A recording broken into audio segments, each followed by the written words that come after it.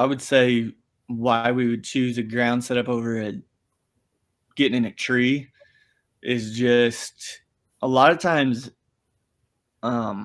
where we think the deer is going to walk through where we think we're going to kill him at, there's not always a tree right there, or there's a tree like 50 yards back or something.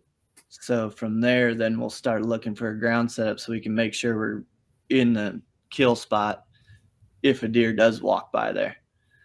But I mean, most times we're carrying like our saddle and everything with us, and then if a ground setup looks better for the spot that we end up in, then we'll go for that. But I mean, I feel like it's 50-50, I always say, of whether or not we're in a tree or on the ground. But I don't really prefer one over the other necessarily. I like hunting on the ground because it's pretty exciting when stuff happens. Mm-hmm. But if there's a tree there that I think is going to be a better option than the ground, then I'll jump in the tree.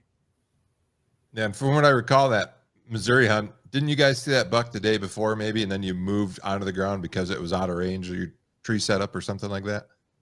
So we hadn't even seen that buck yet. We didn't even see him until he came through and I shot him. But we were set up just up this little ridge, hunting out of a tree. I think it was in the morning we set up there, and or middle of the day maybe.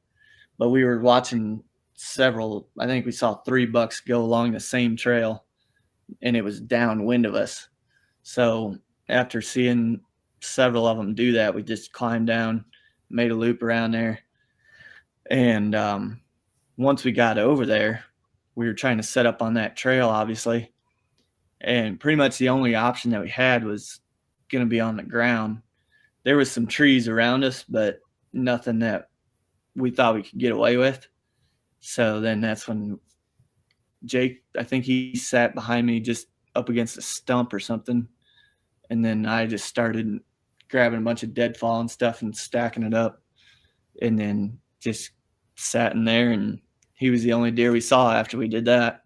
We sat there for probably 3 or 4 hours, and then he popped up right before it got dark.